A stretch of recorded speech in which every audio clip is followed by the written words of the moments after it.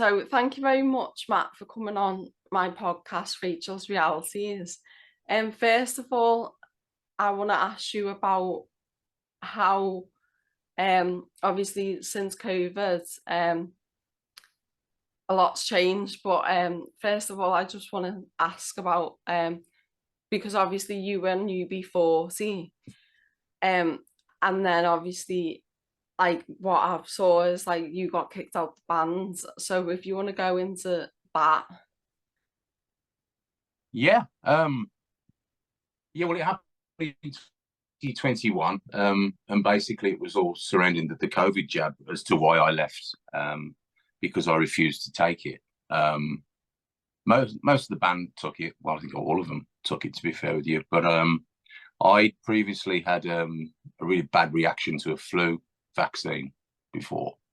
And the reason I had the flu vaccine was because I have a heart condition called atrial fibrillation, which means my heart is at an irregular beat. Yeah.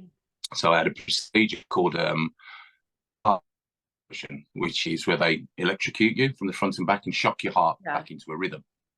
So the cardiologist at that point of the NHS, and I'd say NHS cardiologist, advised me to have the flu jab because I was deemed susceptible or vulnerable to catching an illness or the flu or whatever. So he said you should have the flu vaccine.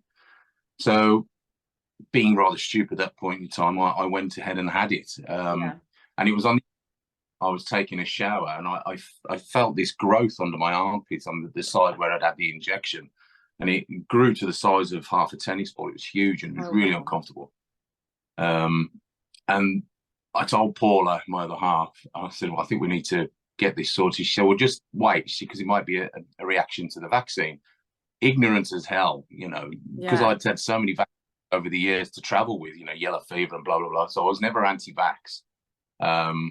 So she just let it subside, see if it goes down by itself. And it did, but it was agony, it really was painful. But as it subsided, whatever was in it, it threw my heart back out of rhythm again. Yeah. So the opportunity, well, not I would say opportunity, when the COVID vax came around, and we were all told that we must have the COVID vax to continue working.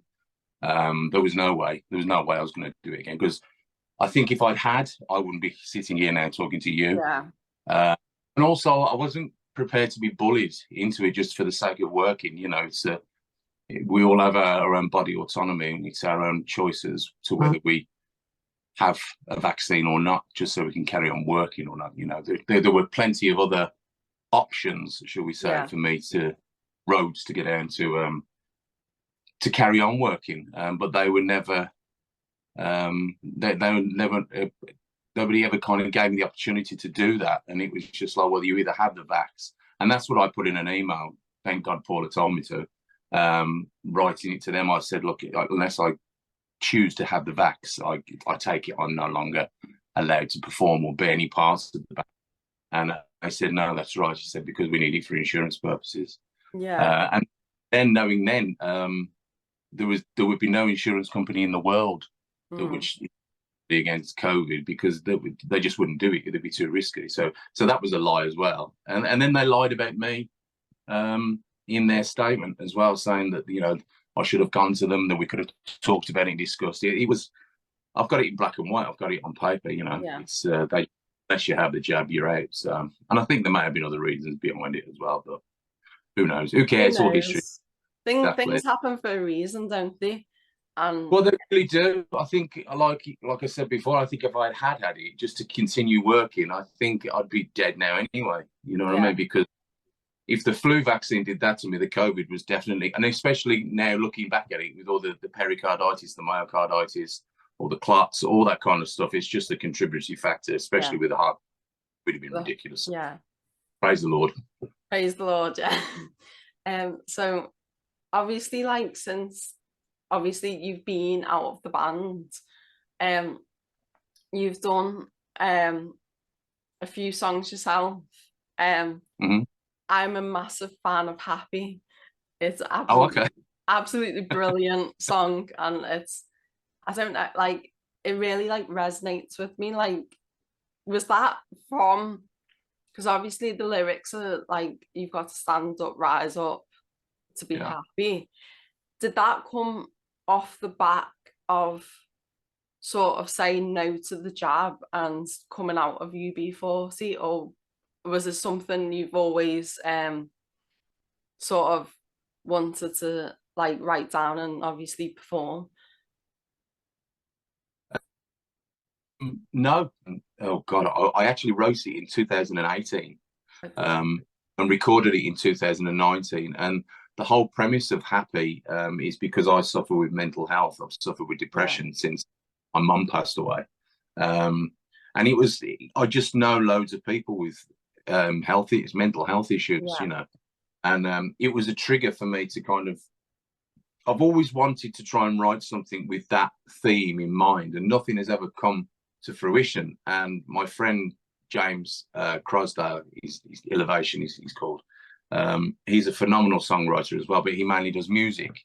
And he sent me this track, which is kind of the backing track to Happy. Yeah. And I heard it's the same reaction with everybody. It just, people go, oh, that's cheerful. I like that. Yeah. It's like a happy, and it's a happy tune, and that's why I called it. And it literally 20 minutes to write. I was in a hotel room in South London in a Holiday Inn, I think, and I was got nothing to do. I went, right, I'm going to write that song, and I put the backing track on, and I wrote it in 20 minutes.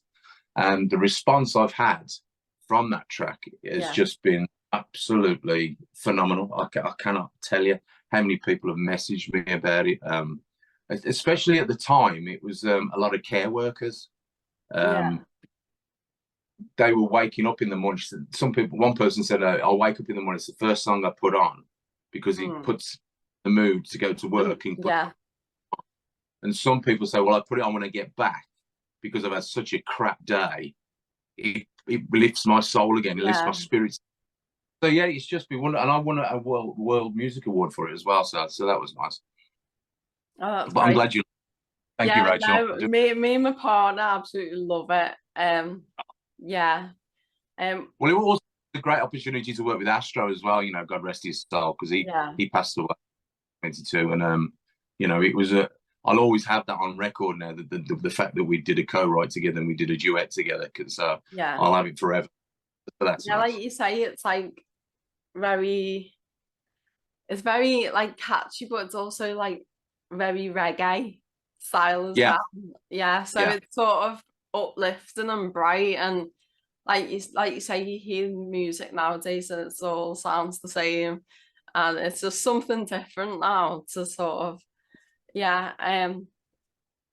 so obviously, like, you're awake now, obviously, like, since obviously you've had that reaction to the flu vaccine. So it's sort of like, one more question is going to be like, how do you see the world going? Because obviously the last 4 years since COVID has been mental, but now it's like we're sort of, there's an awakening happening, but then, like you say, like, you've got other things, like the kids are getting taught all this transgender, all this ideology, and I keep seeing it on adverts now, and it's like, you're putting stuff into like kids programs. Someone sent me something the other day, and it's like Jurassic Park cartoon or something, and it's all like, I got nothing against gay people, lesbian people, anything like that, but it's like, you're pushing it on our kids now, and it's like, that never used to happen. And like you say, used to be a man and a woman, and now you're getting literally transgender people, you're getting gay people, you're getting lesbians, and all sorts of things now. Like, obviously you've been getting it like in the adverts, television programs, music industry. So how do you sort of see the world going? Because obviously, well, I'll address that one first. And it particularly annoys me, the trans movement and all this that's going on at the minute, the LGBTQ 456 M25, all that kind of stuff. It annoys me because, being a musician, and a musician of middle-aged years now, I kind of learnt my craft in London. I lived in London, in Lancaster Gate for quite a few years, and learning my craft in and around with Sony Records and stuff like that. There's a lot of gay people in the music industry. Yeah. A lot of wonderful gay people. I mean, I always refer to the gay and lesbian community, really. That's what it is for me. Yeah. Bi as well. A lot of time offices were in there, and I gained a lot of friends in London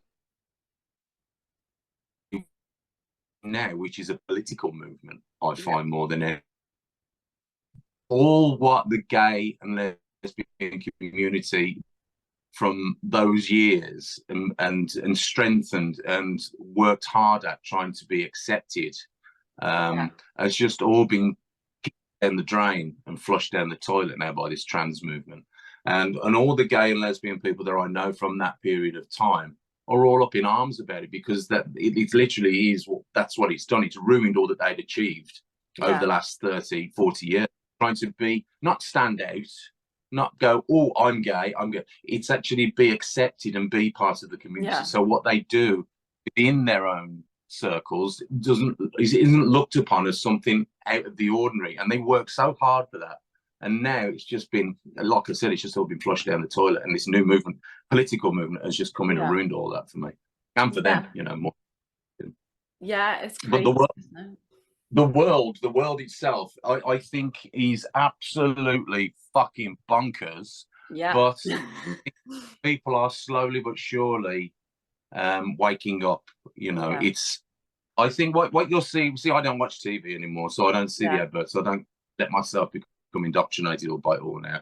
I will not watch the satanic, demonic Brit Awards or award shows or all that. All that, yeah. That was the one thing I let myself down on. I actually watched it because my other half, she wanted to watch it just to see how bad it was going to be. And it just ticked every single box. It was the worst thing I've ever seen in my life. I don't watch Eurovision, but obviously I've seen clips of the satanic stuff, and it's just like, and I went, what on earth going on? Why can't we go back to like ABBA and Bucks Fizz and all that? Like, there was an actual like talent show back then, but everything by the system, you see, that's the problem you have. Everything is by the hierarchy, and the way you've got to look at it now is, back in the day before we had the internet, they controlled everything, absolutely everything, and there was you could do to change that, because they owned TV, they owned cinemas, they owned magazines, they owned radio, everything that was media outlet they owned. Now with the internet, they have to try and change their attack on it, but they can't, because all the solutions they had basically in a little book, right? Well, that's not working, so we'll try this one. Oh, that's not working now, so let's try that one. They can't do that anymore because people just go onto the internet. Yeah, you're talking shit and research it and call them out on it. So they think, Jesus, what are we going to do now? So all they're doing now, all this is like this big onslaught with like the trans thing, like with the Black Lives Matter thing, like with all the demonic stuff and the Satanist stuff. It's all their last-ditched attempts to just screw the world up. You know, let's have as many wars as we can possibly have. Let's have as many pandemics. Let's sign the WHO treaty. Let's it's just giving it all, and that's what it is. It's all fear. But if you look between the cracks, people are definitely waking up. I know, I can see it, you know. Yeah. Because certain people that have had vaccinations before, for example, at the time, they were like, well, I'm doing my bit for the society, you know, I'm doing my... Now, if I said to them, well, there's another pandemic coming, there's a new vaccine, you're going to have that one. They go, I don't know, probably not. Yeah. So that's...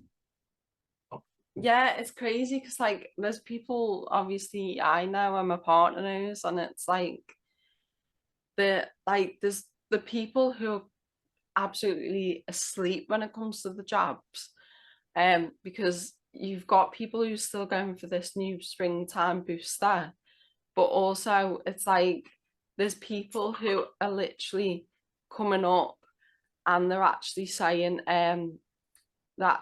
about how the what do you call it, like they woke up to it, they wish they never got it, stuff like that. And it's just like, it's actually good to actually see that you're actually, do you know what I mean? It's like, I do. And I think also the thing is, if you look at society now, I mean, one instance or example I'll give you is the amount of ambulances that you see on a daily yeah, basis now. You've it's got to call these people out and tell them, go, isn't it strange when they go, there's so many ambulances, I mean, jab cabs, I call them there, there's so many flying around. And yeah, go, well, I wonder what that is. I go, it's because it's the vaccine. You know, most of the people that have had the vaccine are dropping down dead. that's the And people, thing. Yeah, but it's the truth, you know, and we've got to keep telling the truth. yeah, exactly. Did I freeze? You froze then, but it's fine. It's So I had to, the joys of technology. Well, no, we're meant to be more advanced now, and it just, yeah, it's crazy, isn't it? But yeah, no, it's great. It's great to sort of see the world waking up, and it's just, I think in some ways, some people have gone, I'm fed up with the bullshit, and it's like, let's just get back to living our lives. And then there's other people who just generally just don't want to like go back to the everyday life, and it's just sort of like, oh yeah, I'll fall for this. So it's like you say, it was like COVID, then it was the Ukraine war, and then it's like, oh, this is happening, this is happening, and it's like, just just stand back for 2 minutes and just actually look at why they're doing yeah. it. It's like, it's I mean, absolutely crazy. prime example what you've said there, Rachel, is like the Ukrainian war is okay. I mean, that was just like everywhere. There was millions, billions being sent, billions being sent, and what's happening there? Exactly. People were waking up to it, so they go, oh god, okay, what we're going to do now? I think we need to check the book. Who can we? Israel, you say? Oh yeah, Palestine. Yeah, it's It's all those. What I mean, what is happening in the Ukraine at the minute? what, yeah, You exactly. think about it, you know. So what has the war stopped? Has it ended? Are we still sending money? You know, That's the it's thing. ridiculous. It's like about Ukraine, and it's like, why are they concentrating on that one war? Because at the end of the day, there's always been wars. It's like Iraq, Afghanistan, Iran, Yemen, Palestine is like, yeah. So it's always been happening. But I've always sort of said, why is it just that one that they're focusing on? That it's like, surely you should be Yeah, going on about the whole world who are having wars. Yeah, it's yeah. absolutely, it's crazy, and it's I like, mean, all wars are construct of man and governments anyway. No human being or person, general public, would go to war over anything because it's always the governments. They have the say. yeah, I mean, there's the point where with the Second World War, you know, the German people had no beef with the English people and vice yeah, versa. It was the governments, and it always will be governments. And any war is always to do with arms and money. yeah. You know, always about money. So But I don't know. like the next thing is like literally looking at it now, and you're getting thousands and thousands of immigrants getting imported into every country, like UK, Ireland, USA, and it, like, you just keep seeing, and it's like you say, when people, I saw a video the other day actually, and it was this guy actually asked this, I think it was in the UK somewhere, and he was saying about oh, how did you get over here? And he was like, your government flew us over. We never come in boats. It was like, we actually flew over.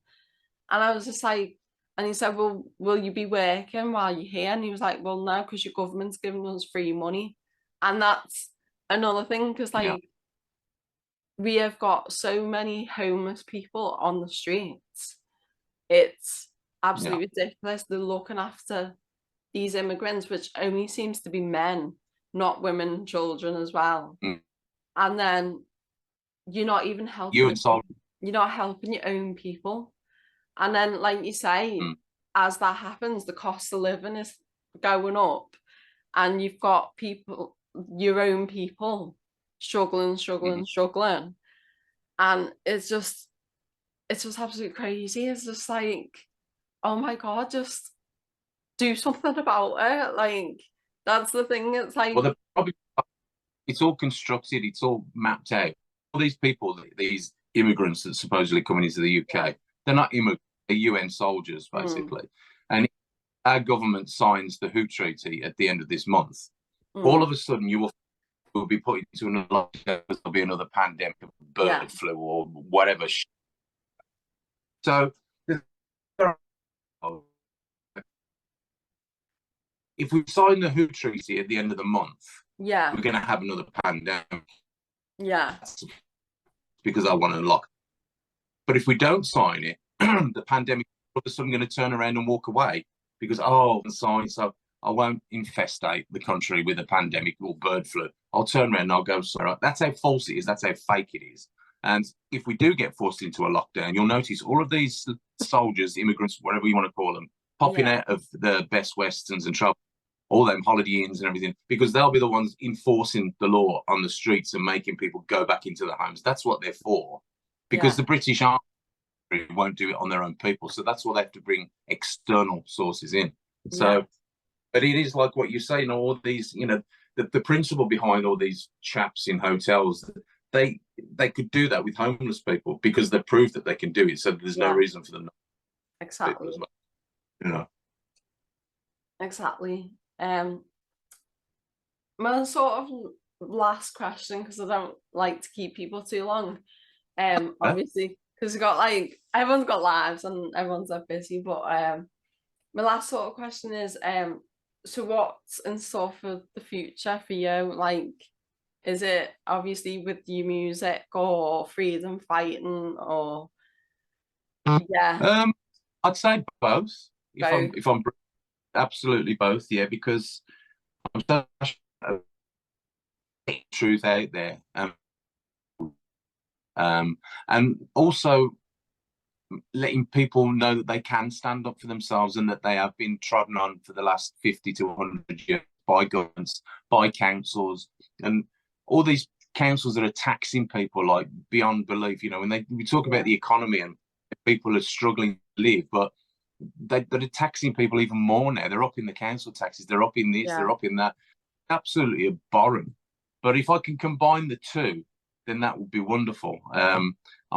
It's really nice at the minute because I'm being asked to do some lovely stuff. I mean, I support. I mean, you're probably too young, but I supported Lee John from Imagine. On Wednesday.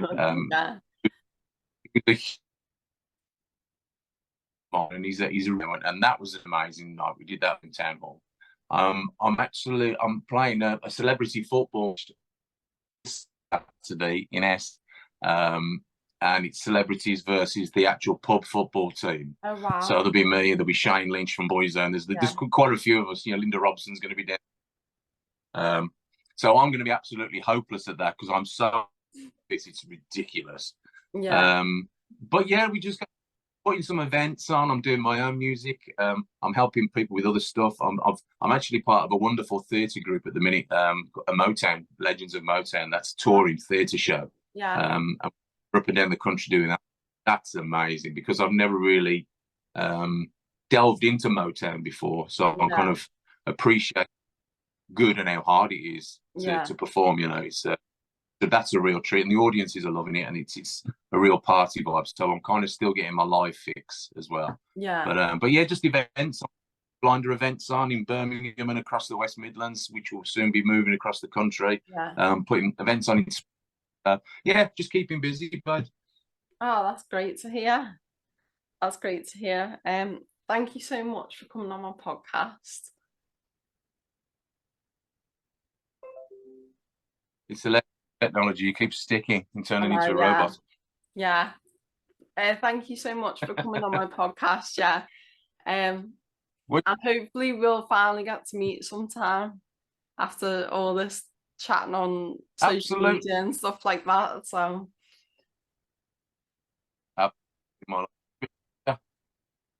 It's been a pleasure talking to you. It really. I'll cut it off in case it goes even worse, and we just end up not even saying goodbye to each. Yeah.